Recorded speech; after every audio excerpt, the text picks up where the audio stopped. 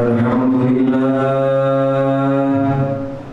kama yajibu alaina min hamdihi wa ta'zimihi wa nashkuruhu ala ihsanihi wa in'amihi wa na'udzu bihi min shururi anfusina wa min sayyiati a'malina wa asyhadu an la ilaha illallah wahdahu la syarika lahu wa la zawala li mulkihi wa asyhadu anna sayyidana wa nabiyyana Muhammadan abduhu wa rasuluhu al-qaimu bi nasrihi sallallahu alaihi wa sallam ala sayyidina Muhammad wa ala alihi wa ashabihi sallallahu wa sallam ala sayyidina Muhammad wa ala alihi wa ashabihi alladhina jahadu fi sabilihi wa man ittaba'a syar'ahu wa tamassaka bi dinihi amma ba'd fa ya ayyuhan nas ittaqullaha wa fa'alul khairat wajtanibu 'anil sayyi'ati la'allakum tuflihun. Qala Allah ta'ala wa la tabghil fasada fil ardi innallaha la yuhibbul mufsidin. Hadirin jemaah Jumat rahimakumullah, hendaknya setiap muslim menghindarkan diri dari perbuatan-perbuatan yang merusak agama Islam.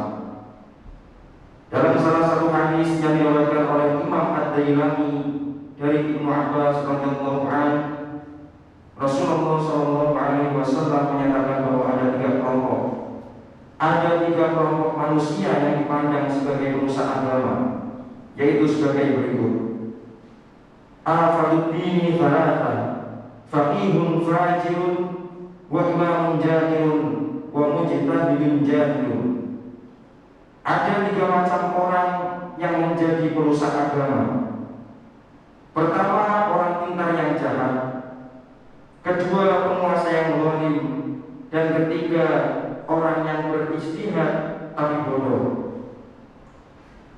Marilah kita uraikan ketiga macam kelompok yang menjadi perusak agama Islam itu. Yang pertama, pintar tapi jahat. Pada hadis tersebut dipakai istilah faqihun fajirun. Artinya secara etimologis adalah pintar, baik pintar tentang ilmu-ilmu agama maupun ilmu-ilmu umum. Tetapi menurut istilah yang biasa dipahami dalam pengertian syariat, yang dimaksud faqih yang orang-orang yang menguasai hukum-hukum dan peraturan-peraturan keagamaan. Adapun perkataan fajir yang disebutkan dalam hadis tersebut, maksudnya ialah orang yang melakukan perbuatan kejahatan yang dilarang oleh agama. Dengan demikian, pengertian faqihun fajirun ialah orang-orang pintar berkelakuan jahat, atau menurut bahasa sehari-hari biasa disebut dengan istilah pintar kebelikan. Dilihat dari sudut pendidikan dan kemasyarakatan, perbuatan orang pintar yang mengerjakan maksiat itu dikatakan menurut peribahasa tongkat membawa bal, yang berarti menjadi contoh yang buruk, sedang semestinya ia menjadi teladan yang baik. Karena begitu besarnya pengaruhnya, sampai ada sebuah pepatah dalam bahasa Arab yang mengatakan, idza zallal alim zalzalal alam. Jika orang alim tergelincir, maka dunia pun ikut terguncang.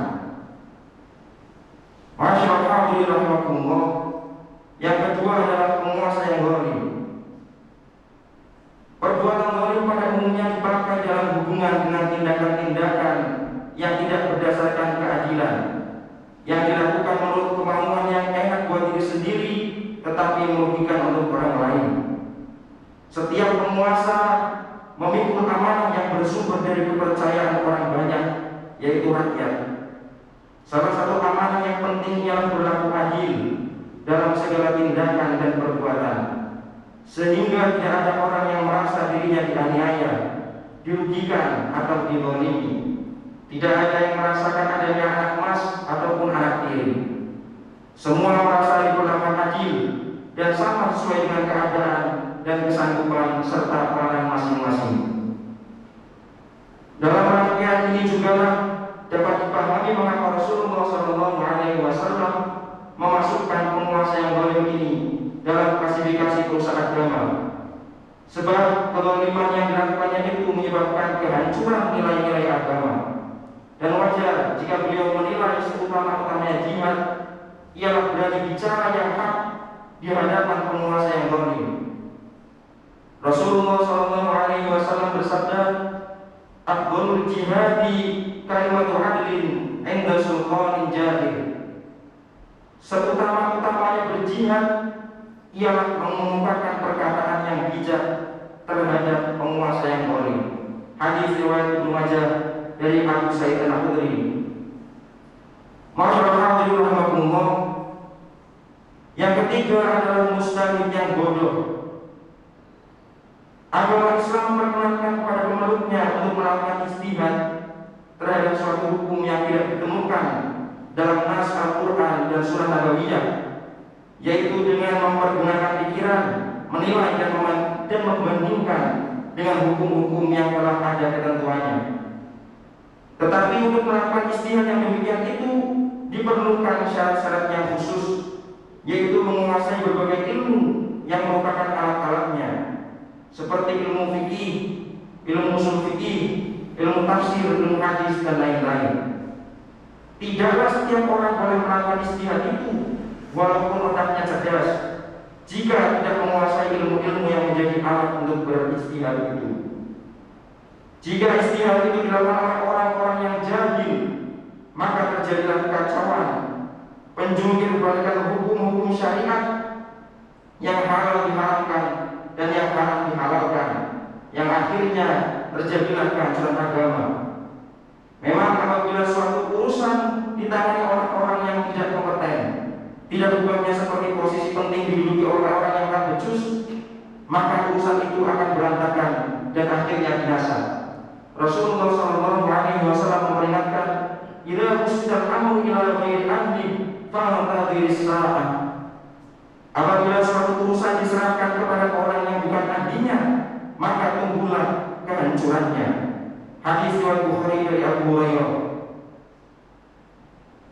Selain pengertian mustahidun jahilun sebagaimana disebutkan di atas, menurut Syekh Ali Al-Aziz dalam kitabnya As-Sirajul Munir, yang dimaksud dengan mustahidun jahilun dalam hadis tersebut ialah orang-orang yang rajin dan bersungguh-sungguh dalam ibadah, tapi bodoh dan tidak menguasai hukum-hukum yang berkenaan dengan ibadahnya itu.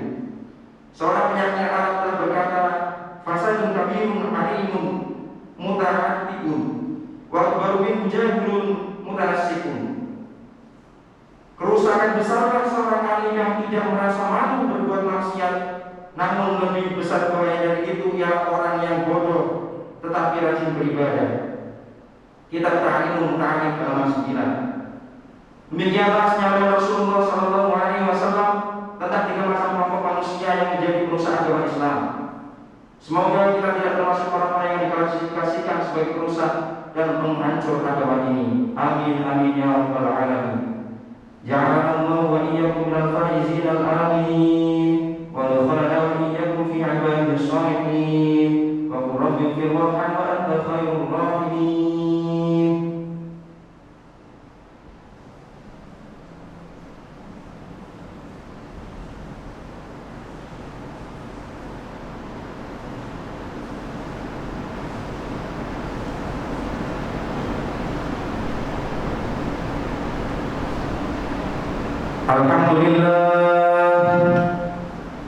Alhamdulillahilladzi an'ama 'alaina bil iman wal islam wa asyhadu an la ilaha illallahul malikul a'la wa asyhadu anna Muhammadan 'abduhu wa rasuluhu sayyidul anam sallallahu ala sayyidina Muhammadin wa ala alihi wa ashabihi salatan wa salaman daimain mutalazimain ala walid duhur wal ayyam wa sallama tasliman katsiran.